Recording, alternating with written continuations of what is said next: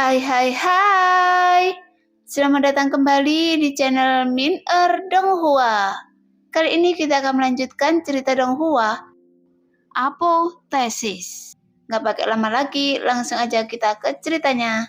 Check it out.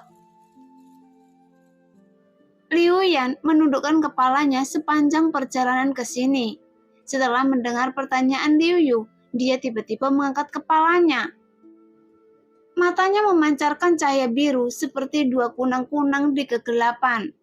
Saat dia mengangkat kepalanya, dia bergegas menuju Loseng, meraih kayu pembangkit jiwa di tangan Loseng dengan kedua tangannya.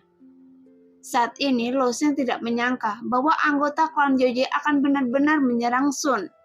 Bagaimanapun, jiwa Sun sangat lemah dan dia tidak dapat menahan siksaan kali ini. Terlebih lagi, pohon pemelihara jiwa tidak terlalu besar. Jika direnggut dan dihancurkan oleh orang ini, maka jiwa Sun tidak akan pernah terselamatkan. Namun reaksi Loseng juga sangat cepat. Dengan membalikkan tangannya, kayu yang membangkitkan jiwa itu terlempar ke udara olehnya. Sosok Liu Lan melintas dan dia melompat. Melihat bahwa dia akan meraih pohon pembangkit jiwa di tangannya, Loseng mendengus, meraih jejak Liu Lan dan menariknya ke bawah dengan keras. Setelah bunyi pop, Liu Lan langsung ditarik ke bawah dan kemudian kayu yang membangkitkan jiwa itu bergoyang ke bawah dan jatuh ke tangan Loseng lagi. Kemudian dua penjaga di samping Liu Yu telah menjepit Liu Lan ke tanah, satu di kiri dan satu lagi ke kanan. Namun mata Liu Yu seperti kilat, menatap Liu Lan dan bertanya dengan suara yang dalam. Liu Lan, apa yang Anda lakukan? Tapi Liu Lan sama sekali tidak peduli dengan kata-kata Liu Yu. Dia hanya mencibir. Nama Anda Loseng kan? Suara ini. Loseng bergerak kening. Jelas dia pernah mendengar suara ini sebelumnya. Itu adalah patung raja yang pernah dihancurkan Loseng di aula pohon suci. Rajaku. Mendengar suara ini, semua orang di klan Yoye juga berlutut dengan satu kaki. Jelas ada 3 patung raja di klan Yoye. Sun adalah raja yang bertugas membunuh dan ini adalah raja yang bertanggung jawab atas hukuman.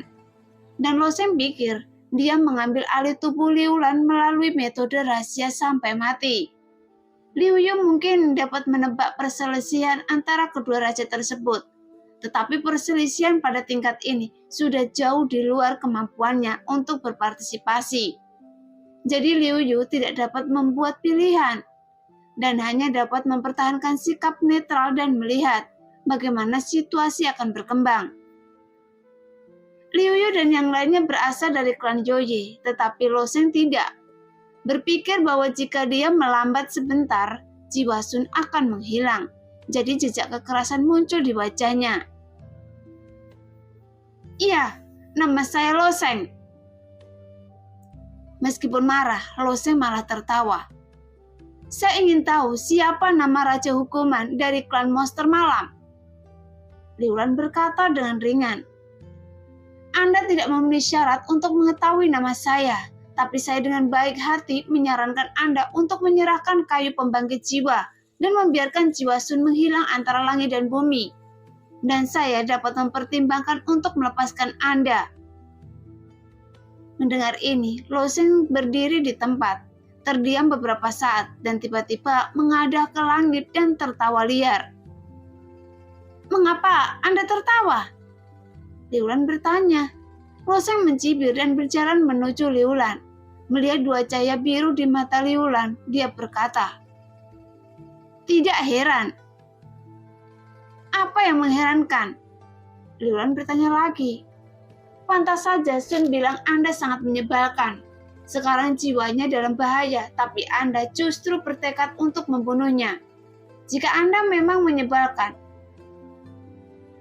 masuk akal jika sangat tidak sopan menghina Raja Klan Monster Malam dengan cara ini. Di tanah suci Klan Monster Malam, jika itu orang lain, Liu Yu pasti akan membunuhnya. Tapi masalah ini melibatkan dua raja. Selama perselisihan, Liu Yu hanya berlutut dan menolak membantu.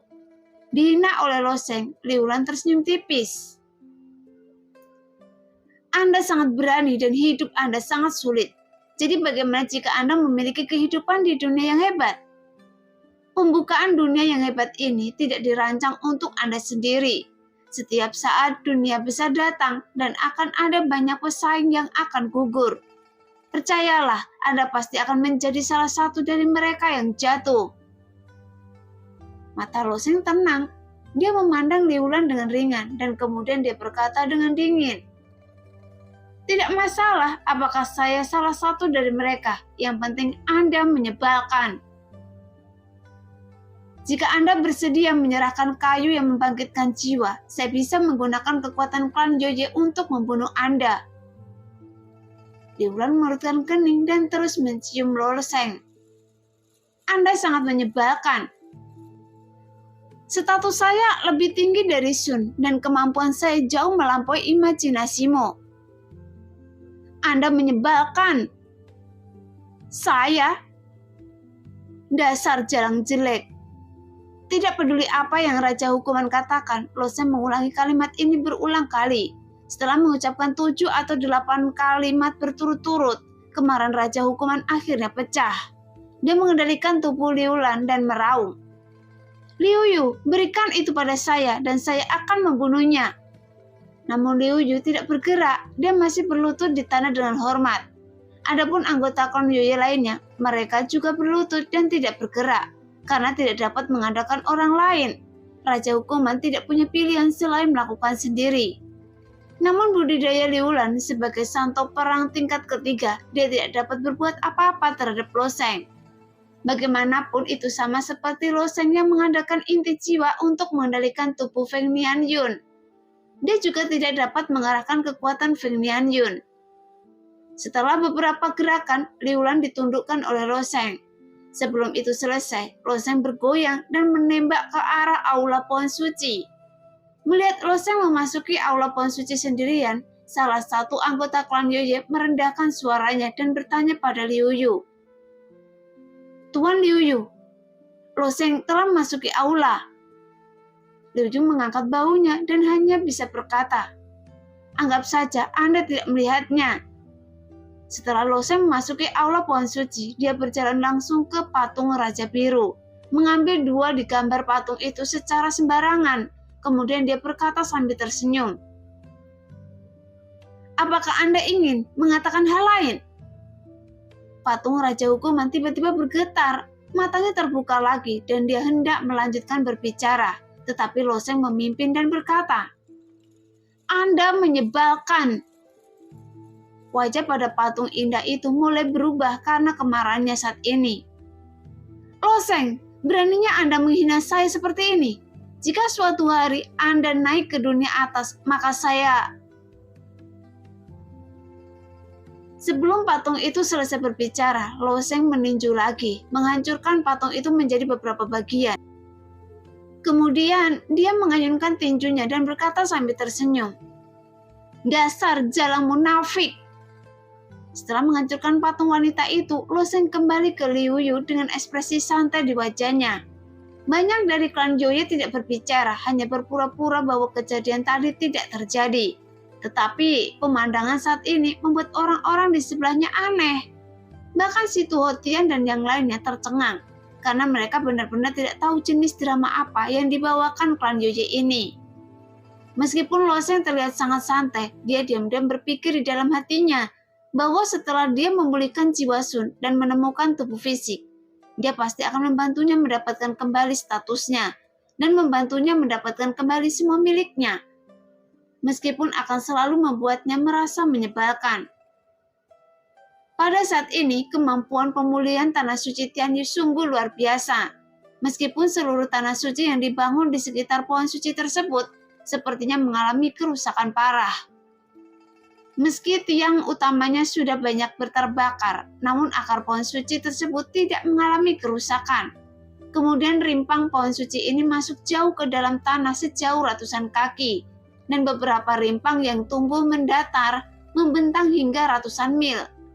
Terus-menerus menyerap unsur hara dari dalam bumi, dan hanya dalam 1 hari, bekas luka di permukaan bumi pohon suci sudah banyak pulih. Tidak hanya itu, Saat pohon suci sedang memulihkan diri, ia masih memberi nutrisi pada seluruh tanah suci Tianyu. Sehingga begitu banyak tunas hijau bermunculan di tanah suci Tianyu, tampaknya akan segera kembali ke tingkat normal. Adapun si Tuhotian dan lainnya dari tanah suci Uhti Ungu, mereka telah bersatu dengan Lan Bing dan ahli alam laut ilahi lainnya untuk bertarung sampai ke tanah suci iblis ganda. Sehingga rasa lain di seluruh benua Poseidon juga berada dalam keadaan tercengang. Sebelum ras iblis diusir dari menara dosa, ras lain tahu bahwa ras iblis ditakdirkan untuk menurun. Tetapi mereka tidak menyangka akan menurun begitu cepat dalam waktu kurang dari setahun. Tanah suci iblis kembar dulunya terkenal, tapi sekarang mereka dimusnahkan. Namun permusnahan ras iblis bukanlah hal buruk bagi ras lain. Bagaimanapun ras kuat ini terlalu mendominasi dan kejam. Sebagai perbandingan, ras manusia dan ras Joye jauh lebih lembut, seolah-olah ras manusia telah sepenuhnya mengendalikan kejahatan. Tapi mereka tidak melanggar aturan membunuh ras lain dengan santai seperti iblis. 2 hari kemudian, klan Joye telah mengumpulkan semua materi yang didaftarkan oleh Hapeng. Lagi pula untuk membuat boneka tingkat ini sangatlah mudah bagi Hapeng. Jadi setelah mendapatkan bahannya, Hapeng membuat 8 boneka hanya dalam waktu setengah hari. Dan yang menakjubkan adalah ke-8 boneka ini sangat hidup dan penampilan masing-masing boneka hampir sama dengan Bosmo dan yang lainnya. Lo Sheng melihat boneka-boneka ini dan akhirnya mengarahkan pandangannya pada bonekanya sendiri. Dia terdiam beberapa saat. Mengapa kekuatan boneka saya jauh lebih buruk daripada milik kalian? Jelas, bahan yang digunakan oleh boneka-boneka ini sangat kompleks. Boneka dari 7 anggota klan surgawi kira-kira setara dengan tingkat budidaya alam hidup dan mati. Sedangkan boneka Lo Sheng setara dengan alam kesengsaraan void. Yusei berkata dengan dingin. Bukankah ini normal? Lagi pula kekuatan Anda jauh di belakang kami. Lo Sheng memutar matanya dan terlalu malas untuk membantah orang ini. Bosmo berkata dengan tenang. Dalam hal ini, kita bisa mengandalkan boneka-boneka ini dan memasuki tanah terkutuk. Semua orang mengangguk dan menunggu di sini selama beberapa hari. Mereka juga sangat ingin memasuki menara Linglong, jadi mereka menuangkan sinar jiwa ke dalamnya. Dan boneka itu tiba-tiba membuka mata mereka dan bergerak bebas. Tapi saat ini, Lo Sheng sedikit bingung, karena dia tidak dapat memisahkan jiwa. Meskipun jiwa Lo Sheng sebanding dengan keberadaan alam jiwa Gyo, dia belum memasuki alam jiwa Gyo. Karena kuncinya adalah, meskipun dia bisa mengontrol bentuk jiwanya secara kuantitatif, tapi dia belum mempraktekkan seni membelah jiwa. Yang disebut pemisahan jiwa adalah mengubah sebagian jiwa sendiri hingga membentuk jiwa yang berkepribadian utuh, namun mandiri sepenuhnya. Jiwa Sun sebenarnya adalah jiwa yang terbelah, namun tubuh fisik dan jiwa utamanya telah jatuh, sehingga jiwa yang terbelah menjadi satu-satunya jiwa. Melihat Lo Sheng tidak dapat mengambil tindakan, Yusei tersenyum mengejek, tetapi Gu Pr tersenyum tipis. Kemudian dia berkata, Lo Sheng, izinkan saya membantu Anda. Pisahkan dulu bagian jiwa Anda dari tubuh Anda. Setelah mendengar kata-kata Gu Pr, Lo Sheng mengeluarkan jiwa dari sela-sela alisnya. Kemudian bunga di mata kanan Gu Pr sedikit berubah, dan kekuatan yang tak terlihat dan lembut melayang dengan tenang. Dan segera Lo Sheng merasa jiwanya ditarik olehnya dengan kekuatan yang ringan. Kemudian seberkas sinar jiwa terpisah. Kemudian Lo Sheng mengendalikan sinar jiwa itu dan masuk ke dalam bonekanya. Ke-8 orang itu semuanya duduk dengan tenang, dan ke-8 boneka itu melompat langsung ke roda Bagua dan langsung menuju tanah terkutuk, tanpa penundaan lebih lanjut. Jelas, tubuh boneka tidak akan ditolak oleh tanah terkutuk, jadi roda Bagua langsung menyerbu ke dalamnya tanpa berhenti sama sekali. Setelah beberapa saat, sebuah menara besar muncul di depan semua orang. Menara dosa yang merupakan menara Linglong dari klan surgawi. Tentu saja, kata boneka Bosmo dengan senyuman di wajahnya. Tentu saja itu adalah menara linglong. King Feng berkata dengan tenang. Sepertinya menara linglong belum dibuka. Bosmo mengangguk dan kemudian berkata, ya, itu memang belum dibuka. Rosen bertanya dengan rasa ingin tahu. Dibuka? Apa itu yang dibuka? Bosmo tersenyum tipis dan berkata, Anda akan mengerti sebentar lagi. Di bawah suara mendesing, boneka Hapeng mengendalikan roda Bagua dan dengan cepat mendarat di pintu lantai pertama menara linglong. Namun banyak ras di benua Poseidon yang menunjukkan rasa penasaran di wajahnya saat melihat roda Bagua dan boneka-boneka di atasnya. Karena tak seorang pun di benua Poseidon yang memiliki keterampilan membuat boneka. Mereka tidak bisa merasakan jejak kehidupan dari boneka tersebut, sehingga terjadi banyak diskusi selama beberapa saat. Benda apa ini? Sepertinya mereka bukan manusia. Loseng, salah satunya mirip Loseng. Apakah dia sudah kembali ke benua Poseidon? Tapi jika dilihat lebih dekat, orang ini sepertinya terbuat dari emas mika. Apa-apaan ini? Bosmo mengabaikan orang-orang yang melihat mereka dan berjalan langsung ke menara linglong. Adapun dua raksasa di pintu menara linglong melihat orang-orang dari klan surgawi ini. Mereka dengan cepat membuka pintu. Terlebih lagi mereka dikendalikan oleh beberapa penguasa besar alam dewa. Sepanjang jalan, hal itu secara alami menarik perhatian banyak orang. Lantai 1 hingga lantai 4, mereka terus mendaki lapis demi lapis, dan Loseng menghela nafas sedikit ketika dia melihat dunia yang dikenalnya di menara. Dia sendiri tidak pernah berpikir bahwa dia akan kembali ke menara dosa. Hanya saja dalam bentuk ini, dia tidak bisa menahan perasaan. Yuse melihat ekspresi Loseng dan dia mencibir lagi. Kebohongan Anda akan segera terungkap, tapi kenapa saya merasa sedikit sedih? Loseng tersenyum tipis dan melakukan serangan balik. Seseorang akan menelan senjatanya sendiri, saya juga merasa sangat sedih. Melihat betapa percaya diri Loseng, Yuse terkejut. Mungkinkah dia benar-benar mendapatkan gelar surga emas di monumen bakat? Tapi dia masih merasa itu tidak mungkin. Yuse menggelengkan kepalanya dan masih penuh rasa tidak percaya. Sedangkan untuk yang lainnya, mereka terlalu malas untuk mengkhawatirkan masalah ini. Mereka hanya melakukan apa yang seharusnya dilakukan. Bagaimanapun semuanya akan menjadi jelas setelah masuki lantai ke-10. Saat ini, pertarungan di lantai 10 menara dosa masih sengit seperti biasanya. Tepat setelah semua orang melangkah ke lantai 10, mereka melihat lingkaran orang-orang mengelilingi monumen bakat. Tampaknya beberapa orang telah masuki monumen bakat untuk menjalani tes bakat. Setelah Bosmo mengambil beberapa langkah di lantai 10, dia tiba-tiba berhenti. Matanya melihat ke atas kepala orang dari semua ras dan menatap ke dinding. Dan nama Loseng awalnya tergantung di atas baris pertama, dan dia bisa melihatnya dengan jelas tanpa harus masuk ke kerumunan.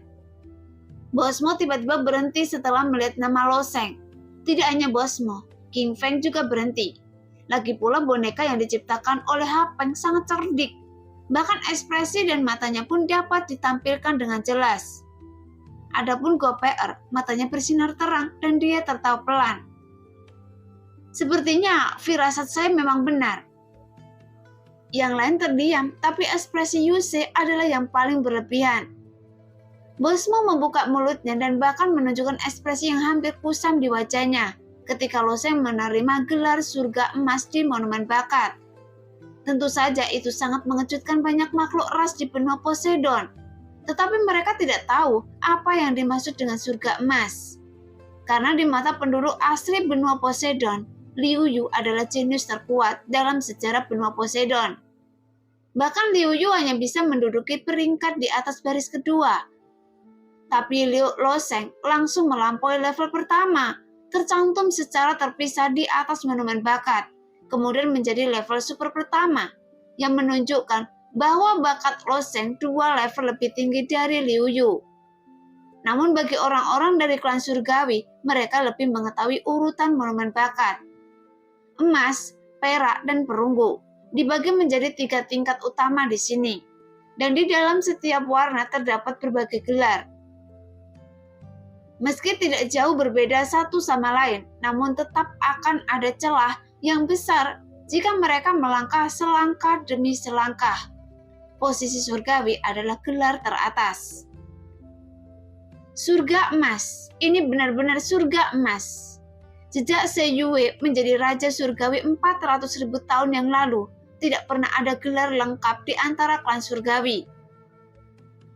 Jelas, dalam 400.000 tahun yang terdengar seperti waktu yang lama, sebenarnya adalah waktu yang sangat singkat.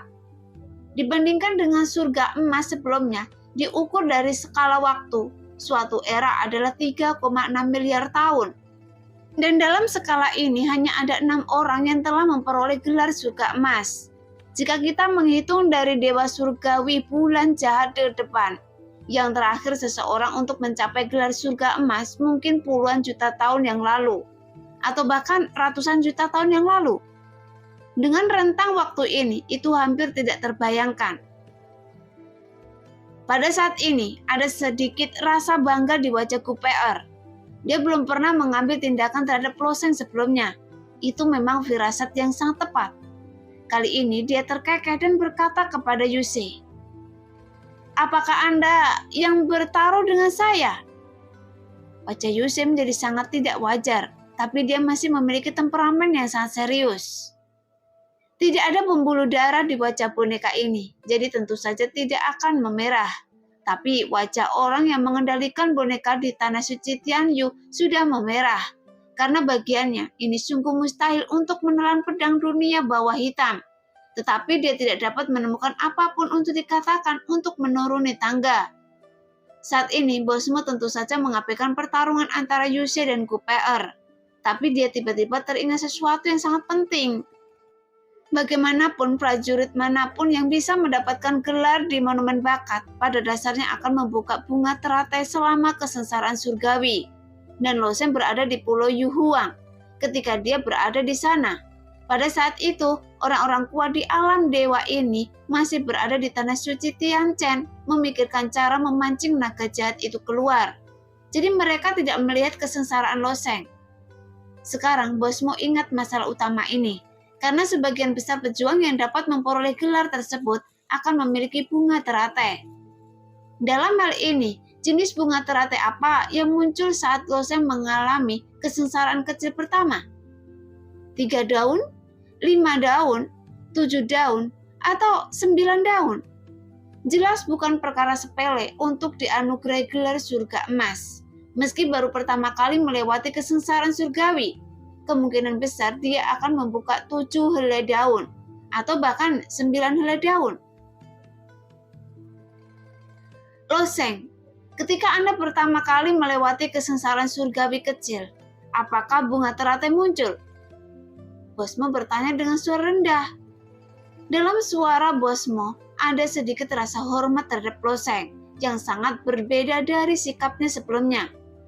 Bosmo cukup jelas tentang apa arti kemunculan prajurit emas surgawi bagi klan surgawi. Sebagai orang yang kuat di alam dewa, dia tentu jauh lebih kuat dari Loseng. Tetapi Loseng saat ini adalah benih dengan potensi tak terbatas. Dan ada cukup ruang untuk dia pandang di masa depan, bahkan King Feng yang sangat sombong. Kesombongannya terhapuskan saat ini. Fakta bahwa dia tidak akan percaya bahkan sampai mati telah diverifikasi. Jadi dia memang tidak memiliki kualifikasi untuk dibanggakan di depan Loseng. Segera semua mata orang dari klan surgawi terfokus pada wajah Loseng, menunggu Loseng menjawab pertanyaan Bosmo. Menghadapi pertanyaan Bosmo, Loseng ragu-ragu sejenak, kemudian dia menjawab, "Iya, memang ada." "Berapa banyak kelopak? Berapa banyak kelopak bunga teratai yang telah Anda jatuhkan?" King Feng tampak lebih cemas daripada Bosmo. Bagaimanapun lambang bunga teratai berbeda dengan bakat. Semakin banyak bunga teratai yang dibuka, semakin besar kemungkinan untuk melampaui jalan surga. Dan ini adalah perbedaan antara bunga teratai dan bakat. Sampai batas tertentu, orang dengan bakat rendah tidak dapat mekar bunga teratai. Sedangkan orang dengan bakat lebih tinggi pasti memiliki bunga teratai yang mekar dalam jumlah banyak. Losen tersenyum tipis dan bertanya, "Berapa banyak daun teratai yang dibuka bosmu?" "Anda bertanya pada saya?" Losen tidak menjawab pertanyaannya sendiri, tetapi bertanya pada dirinya sendiri.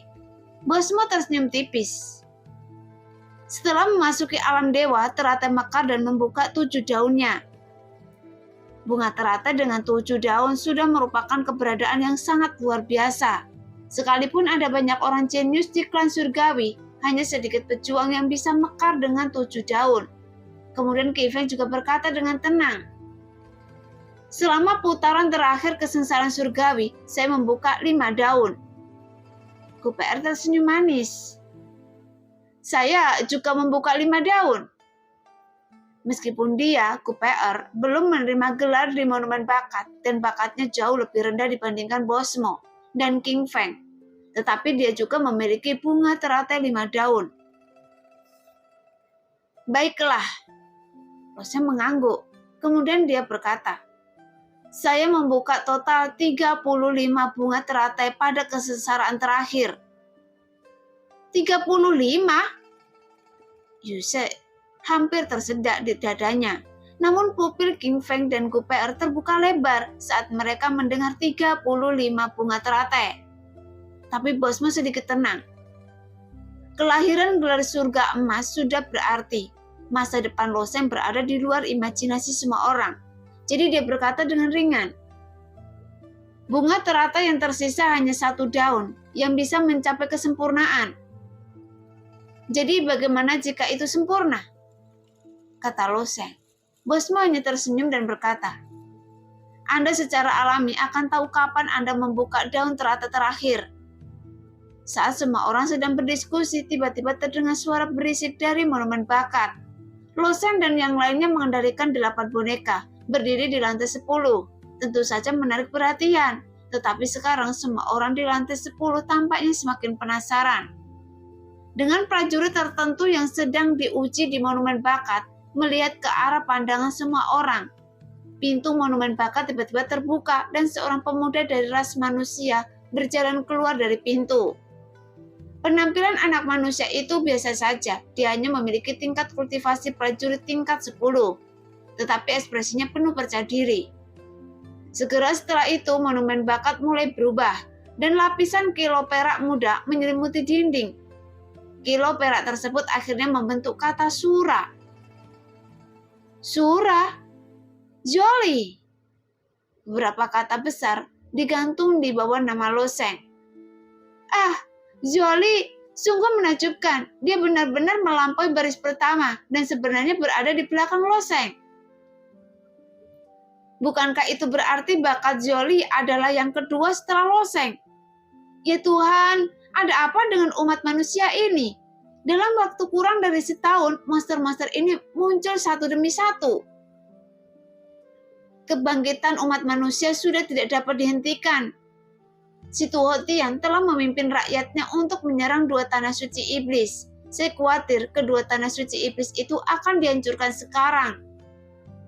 Qin Feng, Bosmo, Yuse, QPR, dan yang lainnya semua menatap kosong ke Monumen Bakat.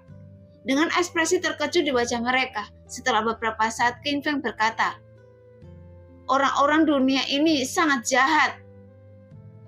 Jelas, dengan gelar perak surah, anak laki-laki bernama Jolly ini telah melampaui 7 orang dari klan surgawi dalam ujian Monumen Bakat. Bahkan Bosmo hanya menerima gelar perak, dan itu bukanlah gelar yang berperingkat tinggi. Di antara klan surgawi, sangat sedikit orang yang bisa mendapatkan gelar emas, dan tidak banyak orang yang bisa mendapatkan gelar perak. Bakat ini cukup untuk menjadi inti keberadaan klan surgawi, dan telah diakui oleh klan surgawi. Dia adalah anggota klan yang paling penting, jadi saat menjalankan tugas, 6 orang lainnya harus fokus pada Bosmo. Dan dengan kemunculan Losen di alam bawah saja, itu sudah cukup menakutkan. Tapi seorang anak manusia dengan gelar surah perak muncul di depan mereka yang memiliki 7 orang dari klan surgawi. Merasa sangat jahat dan terkejut. Ketika pemuda bernama Zoli keluar, beberapa pejuang puncak umat manusia muncul dari tingkat atas. Sekarang status umat manusia di Menara Dosa benar-benar berbeda dari masa lalu. Ras manusia dan klan Yoye telah menjadi pengendali Menara Dosa yang sebenarnya.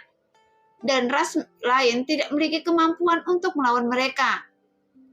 Pada saat ini, Zoli tampak sangat senang di antara penonton. Meskipun dia sangat percaya diri dengan bakatnya, mampu melampaui baris pertama dan mendapatkan gelar. Peringkat di bawah Loseng sudah membuatnya sangat puas. Karena melampaui Loseng adalah sesuatu yang tidak diharapkan Zoli sama sekali.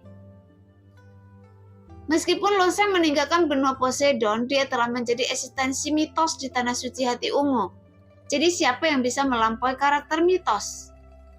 Saat ini, Bosmo mengendalikan bonekanya dan berjalan langsung menuju pemuda bernama Zoli, sehingga ada sedikit keraguan di wajah Zoli. Dia baru saja keluar dari monumen bakat dan tidak menyadari 8 boneka aneh muncul di lantai 10. Meskipun orang-orang ini tampak seperti manusia, mereka hanya bisa merasakan ada jejak fluktuasi jiwa, tapi tidak ada nafas kehidupan.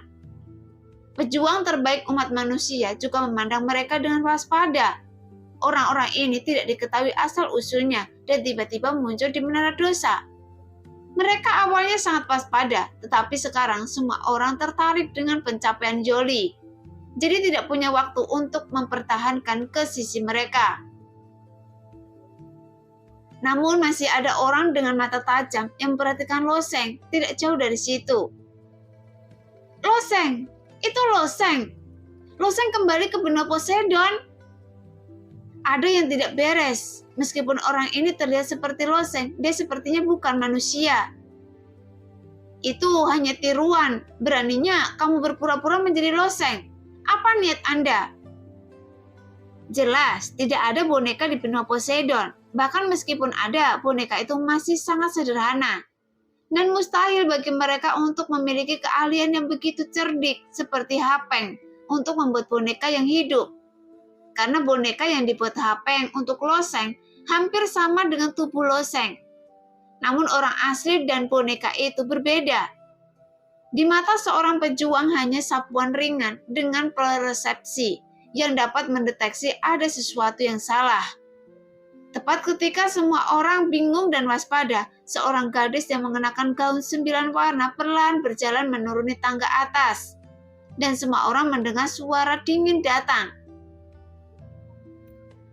Dia adalah Loseng, tapi sepertinya kultivasinya telah mencapai alam suci perang.